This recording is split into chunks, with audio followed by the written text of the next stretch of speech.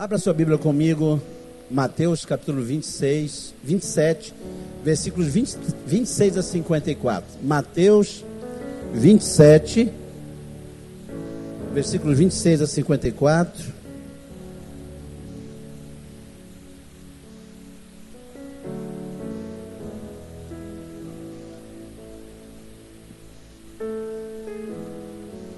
Mateus capítulo 27, versículo 26 a 54.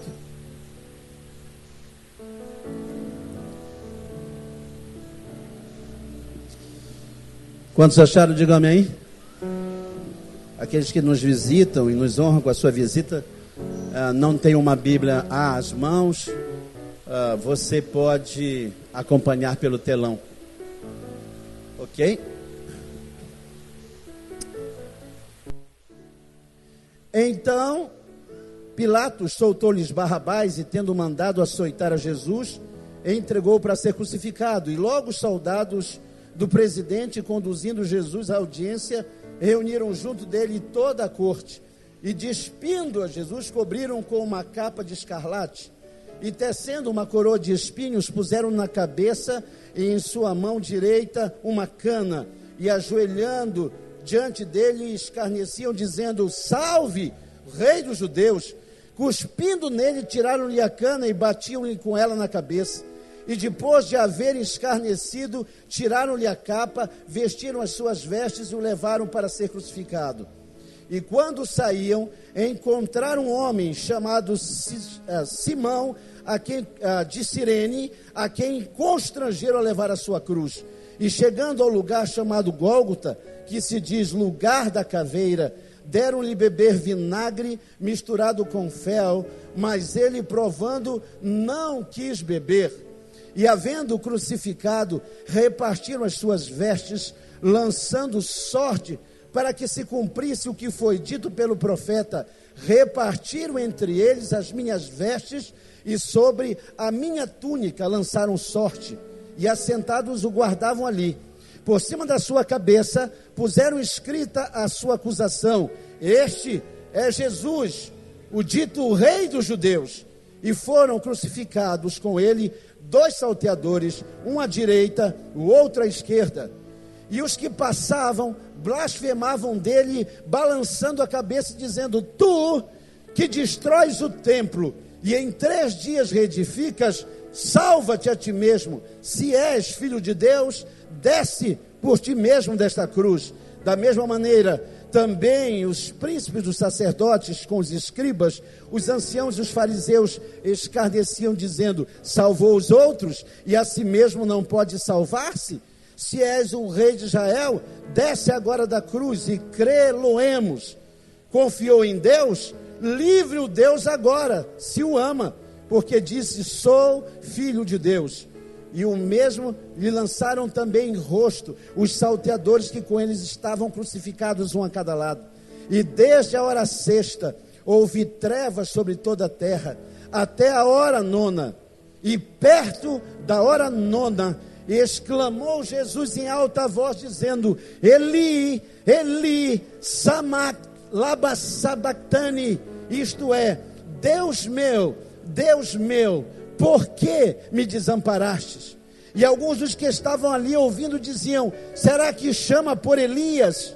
E logo um deles, correndo, tomou uma esponja e embebeu em vinagre, pôs numa cana e dava-lhe beber. Os outros, porém, diziam: deixa, vejamos se Elias vem livrá-lo. E Jesus, clamando outra vez com grande voz, rendeu o espírito. Está consumado. E eis que o véu do templo se rasgou em 2 do alto a baixo, e tremeu a terra, fenderam-se as pedras, e abriram-se os sepulcros, e muitos corpos de santos que dormiam foram ressuscitados. E saindo dos sepulcros, depois da ressurreição dele, entraram na cidade santa e apareceram visivelmente a muitos. E o centurião e os que com ele guardavam Jesus, vendo o terremoto e as coisas que sucederam, foram tomados de temor e tremor e disseram: verdadeiramente, este era o Filho de Deus. Curve a sua cabeça. Fala conosco, Senhor. nós precisamos ouvir a tua voz. Faça quietar as nossas ansiedades e enche agora da tua voz o nosso coração. Te pedimos que quebrantasses o nosso íntimo, que não haja resistência dentro de nós àquilo que o Senhor quer dizer. Nós te pedimos assim, no doce nome de Jesus e na ministração, Senhor, na intervenção do Teu Espírito que está entre nós. É a nossa súplica. Diga amém. Pergunte para o seu irmão qual a sua experiência com a cruz. Vira para quem está do seu lado, pergunta para ele qual é a sua experiência com a cruz. Pergunte para mais alguém aí perto de você qual é a sua experiência com a cruz. Essa é a pergunta que vai nortear a nossa mensagem por duas razões. Preste atenção. Primeiro, porque não há cristianismo genuíno sem Jesus. Amém? Quantos concordam? Digam amém. Mas de que Jesus nós estamos falando? Que Jesus estamos seguindo? Que Jesus é esse?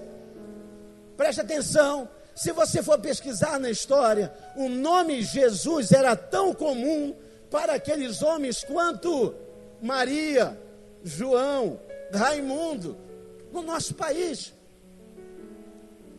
Então, qual é o diferencial desse Jesus que eu e você seguimos? A Bíblia diz que esse Jesus é o Cristo, diga amém. O Cristo é aquele da cruz.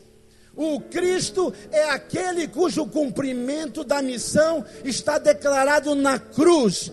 Paulo diz, ele cravou na cruz a cédula, a conta, a promissória que era contra nós. E a palavra de Deus diz em João 19:30, e bradou Jesus na cruz dizendo, está consumado, a obra está feita, está completa. A segunda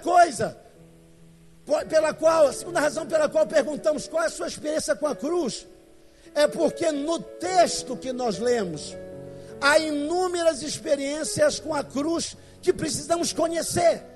E nós precisamos conhecer essas experiências para distingui-la do nosso genuíno chamado.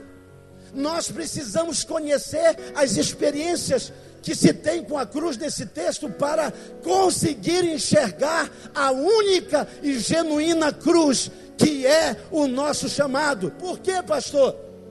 Porque se isso não acontecer, se for confuso o nosso entendimento, se for equivocada a nossa compreensão, nós vamos viver uma vida cristã equivocada. Nós vamos viver uma vida cristã infrutífera, confusa, problemática. E ainda vamos viver uma eternidade de lamento. Porque a palavra de Deus declara em Mateus 24, e naquele dia ouvirá de muitos, mas eu, Senhor, em teu nome eu expulsei demônios, em o teu nome, Jesus, eu falei outras línguas, em o teu nome, eu, Senhor, operei milagres em o teu nome. E aí Jesus vai olhar e dizer, apartai-vos de mim, eu nunca conheci você. E nesse texto, eu quero olhar com você o texto e refletir em algumas experiências com a cruz. Primeiro, a experiência de quem faz a cruz para os outros. Diga, a experiência de quem faz a cruz para os outros. E eu quero por inferência, até por lógica, porque não está no texto, mas não precisa nem estar no texto para você acreditar e você refletir. A cruz é, sem dúvida, fruto da mão de alguém que por profissão confeccionava essa cruz para os outros, sim ou não? Havia um carpinteiro, havia um artesão, havia alguém que era responsável por confeccionar essa cruz. E eu fui pesquisar inúmeros estilos de cruzes, que nos trazem, sem dúvida nenhuma, a conclusão de que haviam homens que trabalhavam e eram homens extremamente habilidosos para preparar aquilo. Não eram apenas duas lenhas achadas e emendadas. A primeira experiência que essa história tem que refletir é a experiência de quem faz a cruz, mas faz para os outros.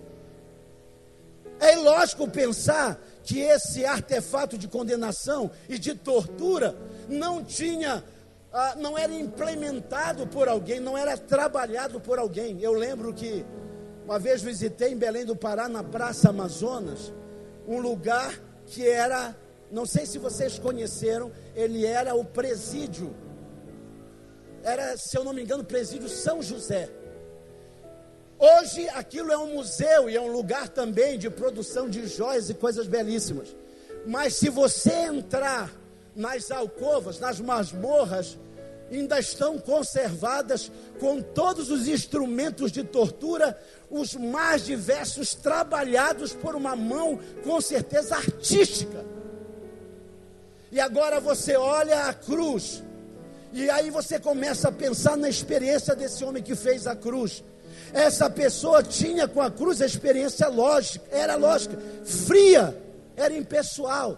Ele estava fazendo uma cruz para alguém usar. Ele não estava fazendo uma cruz pensando num desígnio para a sua vida. Ele estava fazendo uma cruz que alguém ia ocupar. Ele a fazia consciente que não tinha a ver com o seu desígnio aquela cruz. Ela era uma arte, era uma habilidade dele para os outros experimentarem, não para ele. Até porque eu duvido que algum artesão, para testar a sua obra, ia se permitir crucificar para fazer o teste de qualidade. Preste atenção. Eu deduzo então que muitas pessoas podem hoje estar produzindo ou reproduzindo para os outros, às vezes em séries, às vezes em sermões. Essa pessoa pode estar com muita habilidade reproduzindo uma cruz que eles não experimentam, uma cruz que eles não carregam. Quantos profissionais da fé que têm essa cruz como símbolo estão por aí confeccionando para os outros aquilo que nunca viveram? Estão entendendo? Quantos profissionais da cruz não estão enriquecendo, reproduzindo algo tão significativo, mas que para eles tornou-se apenas uma moeda de troca? A cruz é para eles uma manipulação e uma moeda de troca. Ele não está na cruz, ele não conhece a cruz, ele não viveu uma experiência. Ele é o profissional da cruz, alguém que é capaz de falar da cruz, de indicar a cruz, de enviar pessoas à cruz, mas ele é insensível. Para eles, talvez a cruz tenha se tornado a troca por um carro, por uma bonita casa, por um status social. Talvez para essa pessoa a cruz seja apenas isso, uma moeda valiosa em que ele pode trocar com a consciência dos outros. Mas quantos que reproduzem essa fé na cruz nunca subiram na cruz e nunca morreram como deveriam morrer para ter a autoridade de falar da cruz? Estão entendendo? Digam amém. Quantos estão arrebanhando multidões com a sua habilidade de malabarismo com a cruz, quando eles mesmos nunca foram conhecidos? Talvez por isso 90% de pessoas que hoje estão em psiquiatrias no Amapá são oriundos de uma fé cristã evangélica. 90% e 37% de líderes religiosos da fé cristã evangélica tem distúrbios mentais. 37% estão sendo tomados de síndrome de pânico, de depressão, de bipolaridade. Por que isso? Isaías 53 diz: mas ele levou sobre si as enfermidades nossas, as nossas culpas e castigo, ele carregou sobre ele para nos trazer a paz. Agora, escute, a cruz é tão terapêutica quanto a farsa da cruz é enfermadora.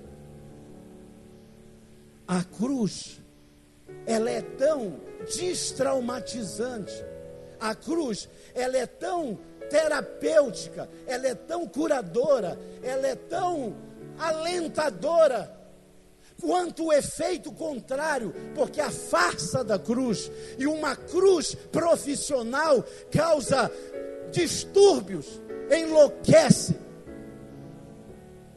causa crises, porque a pior coisa do mundo é você defender ou ter às vezes que sofrer por algo que você não crê, por algo que não está em você, que você não vive, mas que você faz, que você encomenda, que você empresta aos outros, que você divulga aos outros. A primeira experiência que eu olho e me espanto é a experiência da cruz, das pessoas que fizeram a cruz para os outros, e eles nunca experimentaram o que é estar numa cruz. A segunda experiência que eu vejo nessa palavra, Mateus 27:32, é a experiência de quem é forçado, constrangido a carregar uma cruz. A Bíblia diz, no capítulo 27:32, e quando saíam pela cidade, acharam um homem sirineu chamado Simão, a quem obrigaram. Ele foi obrigado a carregar uma cruz. Preste atenção, imaginem, aquele homem, um mero espectador no meio da multidão. Ele não era um homem discípulo, ele não era do meio apostólico, ele estava olhando, porque há muitas pessoas que gostam de dar uma espiada nessas festas e nessas coisas da fé. Tem muita gente que gosta de dar uma olhada e ver aquilo que está acontecendo no âmbito da fé, da religião.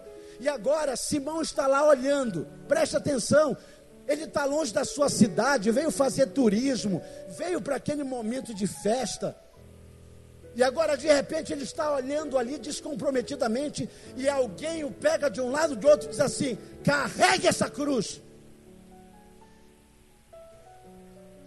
Imagine o restante do caminho, o cansaço e os sentimentos controvertidos de alguém que não pediu para carregar, está carregando obrigado, passa pelo constrangimento público de parecer com alguém que ele não quer parecer. Estão entendendo? Digam amém. E agora esse homem leva até talvez uns tapas dos soldados e os empurrões de uma coisa que ele não sonhou, de que ele não desejou. Eu estou falando de um tal de Simão, que pode ser o seu esposo, minha irmã. Quando você intima pessoas na sua casa a assumir uma posição que eles não querem, quando você quer forçar, quando você quer constranger. Eu ouço de mulheres constrangendo publicamente os seus maridos. Às vezes eu tenho até medo de ir a alguns lugares onde esposas estão com seus maridos não crentes, porque elas já olham em mim, talvez um centurião romano, um soldado que gosta de dar tapa e empurrar a cruz para quem não quer. Porque aí mulheres começam: olha aqui, pastor, vem aqui, quer falar com, olha, pastor quer falar com você. E o sujeito vermelho fica me olhando, ele não quer falar com o pastor, ele não quer saber de fé, ele está ali no churrasco, ele está ali bebendo a sua cerveja. Mas aquela mulher que tem essa marca desses homens, ela quer constranger por força, ela quer levar, ela quer empurrar a cruz goela abaixo de quem só quer ser o espectador. Às vezes eu vejo quase escrito assim na camisa dos maridos: eu só quero estar junto, eu não quero cruz. Mas aí a mulher vai lá e olha. Eu lembro de uma irmã, eu era pastor na igreja batista, e aí nessa época, Nonato vai lembrar, acontecia muito caso de possessão. A gente começou a orar, era tanto possesso, era tanto endemoniado, era tanto exorcismo, que a gente cansava. E um dia nós estávamos no aniversário, e alguém chegou e disse assim: irmã fulana está possessa. Eu já comecei a pensar: irmã, para estar possessa, tem alguma coisa muito errada. Tem alguma coisa muito estranha para uma irmã estar possessa. E aí corri para lá, eu e Nonato, quando entramos no quarto, uma multidão no quarto, e ela na rede, rosnando, e o marido assim, na verdade o marido em pé, todo constrangido, e eu comecei a orar, ora aí, e todo mundo orando, e eu orando, Senhor me dê discernimento, que coisa mais esquisita, uma irmã possessa. E aí ela, aí o demônio começou a falar com o marido dela: olha, eu sei que tu está fazendo de errado, inclusive eu estou fazendo isso com ela por tua causa, mas se tu te converter, ela é liberta. Aí eu falei: é a primeira vez que eu vi o diabo pregando conversão. Eu nunca vi isso, o diabo pregando, fazendo apelo. Aí quando eu vi aquilo, o Espírito Santo falou: meu filho, isso é fria. Aí eu falei: saiam todos, por favor. Tranquei a porta, o marido saiu. Eu cheguei e disse assim: minha irmã, em nome de Jesus, levante. Aí o demônio fez assim: ô pastor, o que foi? Foi a expulsão mais rápida na minha vida. Ela sentou, eu sentei, coração compadecido. Eu disse para ela: minha amada, não é dessa forma que as coisas funcionam no reino de Deus. Não é assim que maridos abraçam uma cruz e uma fé. Ela ficou toda envergonhada, mas toda errada. E essa experiência me marcou quando eu estava estudando essa palavra e meditando nesse texto. Porque quanta gente, meu irmão, está talvez hoje sentado aqui, que não queria estar. Está aqui porque viu a esposa se arrumando, ou o marido, e aí mandou 2 soldados, disse assim: vamos lá, carrega a cruz junto com ele, vai lá. E aí você chega, está aqui todo constrangido, dizendo: o que é que eu estou fazendo nesse lugar, não tem nada a ver comigo. Eu já tinha até me preparado para ir no pagode Maurinho hoje à noite, e aí de repente eu estou aqui numa igreja, ouvindo essas coisas estranhas, esse sujeito falando aí na frente, mas isso que ele está falando é verdade mesmo, porque a minha esposa é isso. Já imaginou, queridos? Eu imagino os filhos. Eu lembro quando era criança, o meu pai, numa igreja assim com 2.000 pessoas sentadas, ele entrava comigo pela orelha, pelo corredor, e ele dizia: hoje o pastor Idekazu Takayama, é um grande pregador até hoje, ele está pregando sobre a cruz, vamos lá. E aí ele me carregava pelo corredor central. Aquilo era via cruz, era via dolorosa. E ele me levava e me sentava lá na frente. Ele mostrava a minha orelha para todo mundo e sentava. E aí eu dizia assim: um dia, quando eu tiver 18 anos, eu não piso nunca mais nesse lugar. Sabe qual era o sonho da minha maioridade? Era o sonho da devolução da cruz. Eu queria fazer 18 anos e dizer assim: pai, mãe, tome a cruz. Isso aqui não tem nada a ver comigo. Uma tia minha chegou para um filho e disse: eu fiz um voto que você vai ser missionário na África. E ele ficou olhando, ele queria ser militar. Ela: você não vai ser militar agora nenhuma, não, você vai descer do exército de Jesus. Seu peste. Eu te dediquei para o Senhor, tu vai para a África, ou por bem ou por mal, ou pelo amor ou pela dor. E aí quando ele cresceu um pouco, ele tem uns 2 metros hoje, ele falou assim: a senhora fez o voto, então cumpra o voto, vá a senhora para a África. Sabe o que é isso, querido? É a experiência triste e dolorosa de quem assumiu cruz sem querer, foi obrigado, ia passando lá. Eu lembro de uma irmã no meu ministério lá em São Paulo, eu ainda seminarista. Essa irmã bebia, mas bebia. Eu nunca vi uma mulher beber mais do que ela. E aí eu fui pastorear uma congregaçãozinha num lugar chamado Taboão da Serra. Eu olhava aquela irmã, ela tinha uma Bíblia católica, sabe, daquelas ilustradas, gigante. Ela ficava o culto inteiro assim, com a Bíblia aberta. E eu aqui orando, Deus, não deixa ela cair, Senhor, não deixa ela cair. Eu ficava preocupado. E aí um dia eu fui indagar por curiosidade, porque não é possível. Essa irmã que fala da cruz, que lê da cruz, essa irmã viver bêbada, alcoolizada, culto após culto. E aí eu fui perguntar, irmã, senta aqui, como é que foi a sua experiência com a cruz? Ela falou, pastor, eu estava passando pelo rio, aqui no litoral de São Paulo, e aí tinha uma igreja, Condenação Cristã do Brasil. Eu falei, não, irmão, é Congregação Cristã do Brasil.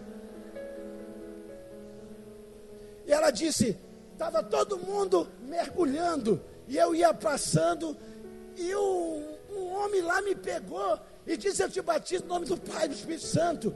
E ela disse, é você, mergulhou. E quando saiu dali, todo mundo cumprimentando, dizendo, paz do Senhor, irmã. E ela, bêbada, foi batizada, bêbada saiu, e bêbada continuou. Sabe por quê? Porque a experiência dela com a cruz era uma experiência constrangedora. Ela foi forçada, ela foi empurrada, ela não desejou. Querido, deixa eu dizer para você, não há experiência com essa cruz que não comece no mover do Espírito Santo dentro da sua vida. Não é uma coisa que se empurra a goela abaixo, não é uma coisa que se oferece, não é uma coisa que se dá de presente passando pela igreja. A terceira experiência triste que eu vejo na palavra é a experiência de quem confunde cruz com as consequências do seu próprio erro. Capítulo 27, versículo 39 a 44, a Bíblia diz que a multidão lançava acusações, blasfemava contra ele, e junto com a multidão, o que havia sido crucificado do lado dele. Agora escute, Lucas 23, 40 e 41 diz assim, que um dos salteadores, num dado momento, ele para, ele cai em si, e ele vira para o outro que blasfema e diz, tu não temes estando em condenação? Nós estamos aqui pelos nossos próprios erros, mas esse homem, ele é justo, ele não fez nada para estar aqui, ele está no lugar de alguém, ele é justo. O erro mais comum que eu tenho visto nesses longos anos de ministério é o erro de pessoas que transformam as consequências das suas decisões erradas num caminho de cruz. Quantas irmãs já chegaram para mim, pastor, meu marido é a minha cruz. Eu tenho uma cruz, eu tenho um problema, um marido problemático. E ele perguntou, há quantos anos a senhora passa por isso? Ela disse, 24 anos, pastor, sofrendo. E ele disse assim, mas seu marido sempre foi assim? Ela disse, não, pastor, ele era uma bênção quando nós casamos. Ele disse assim, então lamento lhe dizer, irmã, a senhora estragou seu marido. Foi a senhora que estragou. Tem gente que faz dos seus problemas pessoais ou dos seus erros, pisa na bola e diz, é a minha cruz. Eu conversava com um empresário que ele estava dizendo assim, a minha cruz é o meu sócio, ele é ímpio, eu sou homem de Deus, então eu estou sofrendo perseguição, e é a minha cruz, ele é a minha cruz. Eu disse, querido, posso dar uma palavra, você aceita uma palavra pastoral? Seu sócio não é sua cruz, é um conflito de interesse. Sabe por quê? Porque a própria Bíblia diz que não se anda e não se forma sociedade dos que não concordam. Você formou uma sociedade não concordando com os princípios de vida do outro, e agora que o outro está brigando com você, você quer jogar a culpa na cruz? Isso não tem nada a ver com a cruz, querido. Sócio não é cruz, é decisão errada, é risco calculado. Mas aí eu finalmente olho para Jesus nesse texto, e aí eu vejo a cruz antes do Gólgota. Preste atenção. Para entender a cruz genuína, para entender o que é a vida de cruz genuína, você precisa olhar desde o Getsemane, pouco tempo antes de Jesus ser preso. Primeiro, a cruz, ela é antevista por Jesus enquanto ele orava, porque cruz é a opção de assumir por amor ao Pai posturas que me trarão sofrimento e dores que eu não precisaria passar. Eu vou repetir: cruz é a opção de assumir dores e sofrimentos que eu não preciso passar. Jesus está ali orando, e a sua alma, diz ele, está angustiada, porque cruz não é problema pessoal, cruz não é experiência profissional, cruz não é malabarismo teológico, cruz é uma opção de fazer a vontade do Pai, ainda que doa, ainda que sofra, ainda que morra. Isso é a cruz na sua vida. Cruz, disse o pastor Paulo Júnior, é a angústia, o conflito de ir adiante, de continuar a fazer e se entregar por quem não merece. É um conflito: ou eu vou e continuo fazendo por quem não merece, ou eu salvo a minha própria vida. Mas nesse conflito Jesus diz: todavia, faça-se a tua vontade e não a minha vontade.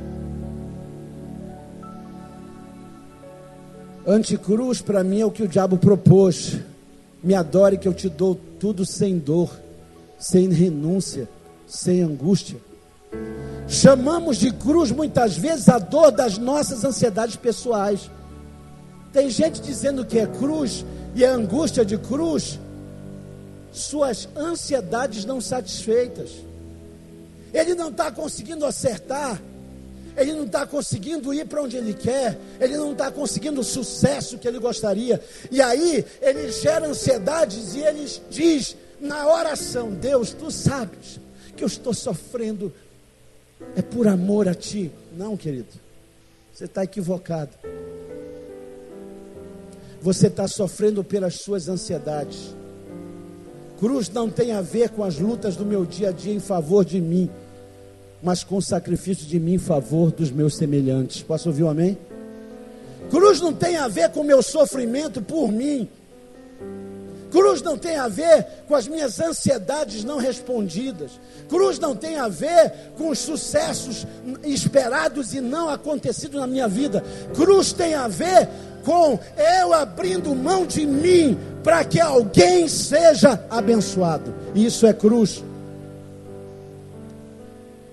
E outra coisa que me faz refletir a cruz de Cristo é que essa verdade só é completa quando vou eu todo, diga eu todo, diga forte, eu todo, para a cruz toda.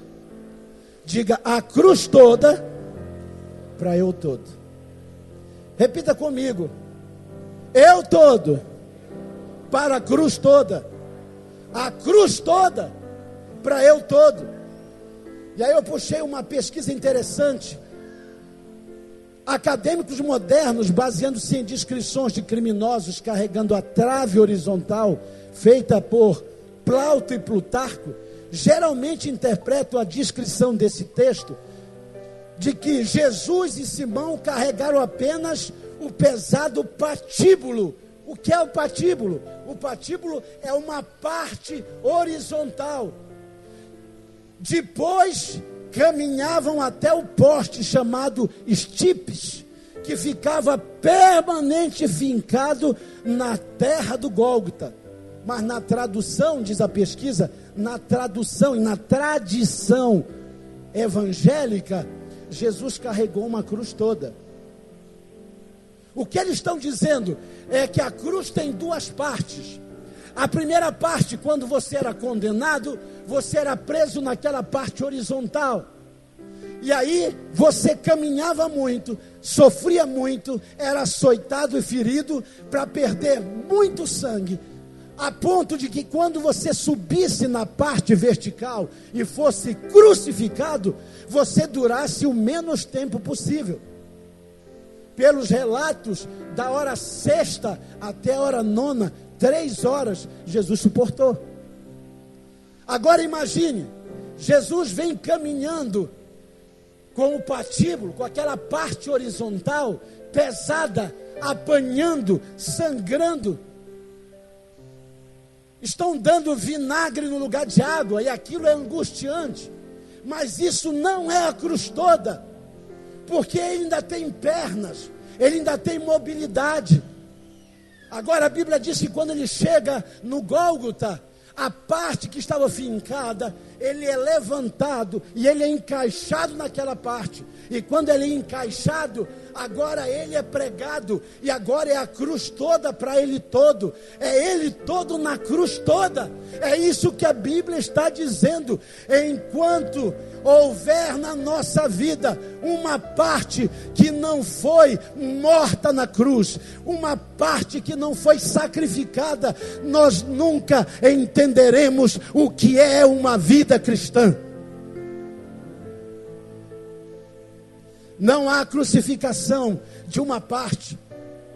Ou eu tenho todas as minhas vontades sujeitas na cruz, ou não teve crucificação. Pare com esse discurso. Pare com essa mentira de que você já está crucificado com Cristo. Porque se ainda há vontades dentro de você, se ainda há desejos dentro de você, se o seu ser ainda maquina formas de sua vontade ser satisfeita, não houve crucificação.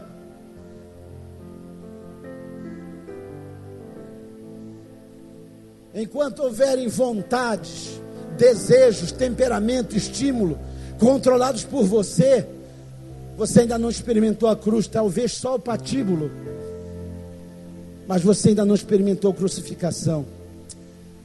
Deixa eu dar um testemunho. Esse ano tem sido muito especial para mim, para a minha fé, para o meu ministério. Durante muito tempo eu disse para Deus que haviam algumas coisas no meu ministério que não eram da natureza do meu ministério. Eu disse muitas vezes para Deus, quando Deus dizia, faça desta forma, eu dizia, Deus, essa não é a natureza do meu chamado, essa não é a natureza do meu ministério. E aí, a duras penas, eu entendi que a natureza do meu ministério tinha que morrer. Acho que você não ouviu. A natureza do seu ministério tem que morrer. Sabe para quê? Para que a natureza do ministério de Cristo, do Cristo da cruz, seja visto na sua vida, que os homens nos considerem como dispenseiros, ministros dessa graça. E aí eu me rendi. Esse ano eu entendo um pouco mais de cruz do que eu entendia. Hoje, na hora do almoço, eu estava desabafando com a minha família. Há 30 anos atrás, alguns me acompanham aqui desde o princípio, nós tínhamos tão pouco, nós tínhamos pouco recurso, nós tínhamos pouca gente, nós tínhamos, eu acho que nenhum formado, ninguém. Mas nós fazíamos tanto e impactávamos tanto a nossa cidade. Deixa eu dizer para você, nós mudamos bairro inteiro. Pessoas sem recurso, pessoas sem formação, pessoas sem dinheiro, sem tecnologia. Nós não tínhamos Face, Twitter, blog. Nós não tínhamos nada disso. e nós mudávamos bairro inteiro. Um dia desse eu estava indo para Ferreira Gomes, e aí encontrei Carlos lá no Uai, é um restaurantezinho na Estrada dos Mineiros. E aí Carlos desceu, meu pastor me abraçou, nos alegramos de nos rever. E aí ele foi relembrar a história. Carlos era o pior marginal, era o pior bandido, era o inimigo número 1, era o inimigo público. Esse final da Avenida Fábio, ele era conhecido como Baixada Fluminense. Era o lugar mais terrível, não tinha lugar em Macapá tão perigoso. E aí um dia nós entramos ali num caminhão velho, uma bateria velha, uma guitarra velha. Nós não tínhamos nada disso, de última geração que temos. E ali nós pregamos o evangelho.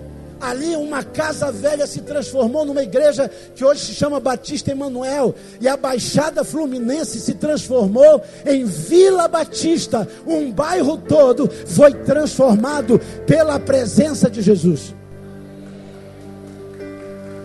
O segundo pior bandido, Jorge, é genro do pastor hoje. Todos trabalham, são funcionários públicos, homens com família, homens de bem.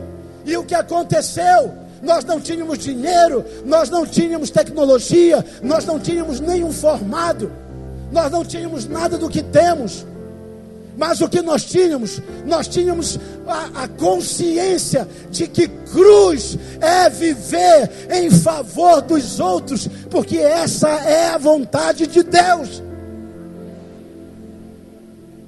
Essa é a vontade de Deus. Nós ajudávamos tanto uns aos outros, renunciávamos, partilhávamos. Eu lembro que carros sem freio do Nonato transportava pessoas. Carro de um homem de 70 anos chamado Manuel Amâncio era ambulância que ia buscar mulher tendo filho, ia buscar gente doente das nossas igrejas na periferia. Os nossos carros, a fumaça era mais dentro do que fora, era tudo charanga. Irmão Antônio tinha um carro que travava na frente da igreja quando ia levar o pessoal, e ele ficava meia hora rodando na frente do prédio da igreja, não ia a lugar nenhum. A Kombi só fazia isso.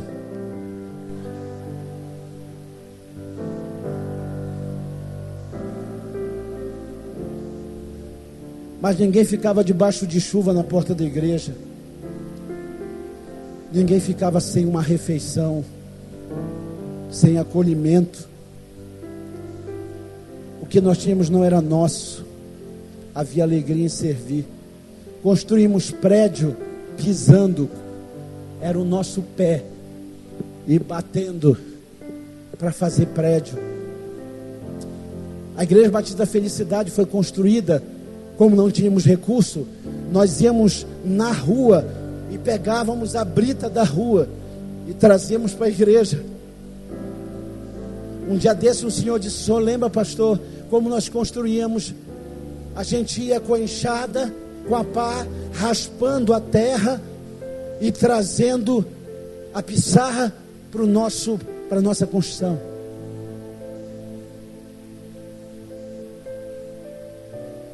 Mas paramos de pregar a vida de cruz, e as naturezas dos líderes e dos membros ficou viva demais. Hoje é apetite demais, vontade demais, ambições demais, orgulho demais, soberba demais. Já ungiu uma centena de carros. Para quê? Você vai dizer: para o meu conforto, pastor. Ainda tem gente que de madrugada, quando a gente sai da vigília, eu preciso ficar dizendo para eles: olhe para o seu carro, você é sozinho, solteiro e tem 5 lugares. Você acha que Deus deu isso para quê?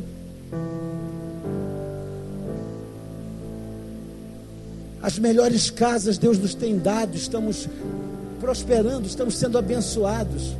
Gente que morava em coisinha assim, hoje eu tenho a alegria de ir, de almoçar, de tomar café, de ir na casa dos nossos membros. Que coisa linda que Deus está fazendo. Mas para quê? Se você não é hospitaleiro, Se você não pode receber, se ninguém pode pisar no teu tapete persa, para quê? Centenas de casas, chave, ore aqui, ó Deus, obrigado pela casa, e na hora que tem que receber um preletor de fora, ele diz assim: eu queria ficar no aconchego de uma família, e a gente não acha, tem que mandar para o hotel. Sabe por quê? Porque é mais fácil pagar do que relacionar. É mais fácil comprar estadia do que eu ter que me dar e dar o meu tempo. Temos centenas de formados para quê? Ah, pastor, para ganhar dinheiro e viver bem. Ah, claro. É para isso que Deus me fez formar, pós-graduar, mestrar, doutorar e ganhar o que eu ganho. É para torrar mesmo. É para chegar o pagamento e eu ir e fazer um arraso na Arrezo. É para isso. Enquanto isso, eu chorei um dia desse lendo sobre bairros de Macapá onde não chega um projeto social. Eu não aguentei, chorei quando eu li sobre o Mucajá. Uma mulher dizendo assim: que culpa a gente tem? Até as nossas fichas de pré-inscrição, de pré-candidato a qualquer coisa, são reprovadas quando eu ponho que eu moro no Mucajá. Você já imaginou? Eu lembro que alguns meses atrás eu perguntei: quem aqui é psicólogo? Quem aqui é dentista? Advogado? Vocês lembram disso? Todo mundo, aleluia. Para quê? Um dia desse eu fiquei muito consolado numa reunião. Uma reunião de homens de negócios lá em casa, de homem para homem. Quando um irmão disse assim: sabe uma coisa, conte comigo. Ô Kelso, conta comigo. Eu já vivi muito para mim. Está na hora de eu começar a viver para os outros. E aí eu vi aqueles homens todos olhando um ao outro, dizendo: é verdade. Nós já fomos mais longe do que muitos e muitos. Está na hora de começar a pensar nos outros. Eu encontrei uma irmã muito amiga no supermercado. E ela chegou perto de mim. Sabe, eu acho que é aquele dia que você não está aguentando, está para explodir. Já passaram por esse dia que você só quer encontrar um pastor, uma pastora ou alguém para chorar. Quando ela me viu, ela correu para mim, o marido ficou olhando e ela chegou e me disse assim: por que, pastor? Nunca mais tivemos uma igreja como era aquela. E as lágrimas dela, uma empresária, caindo na frente de todo mundo no supermercado. Ela disse: me diga, por que nunca mais vivemos como aquilo que nós vivemos? E aí eu baixei a cabeça e fiquei calado. E hoje eu tenho uma resposta. Porque naquele tempo nós vivíamos vida de cruz sem ter cruzes. Hoje temos 2 cruzes estampadas na frente da igreja, mas não vivemos vida de cruz. É só essa a diferença. Nós não tínhamos cruzes, mas vivíamos a cruz. Hoje nós temos cruzes suficientes para mostrar que somos cristãos, mas a vida de cruz não faz parte de nós. A minha oração nessa noite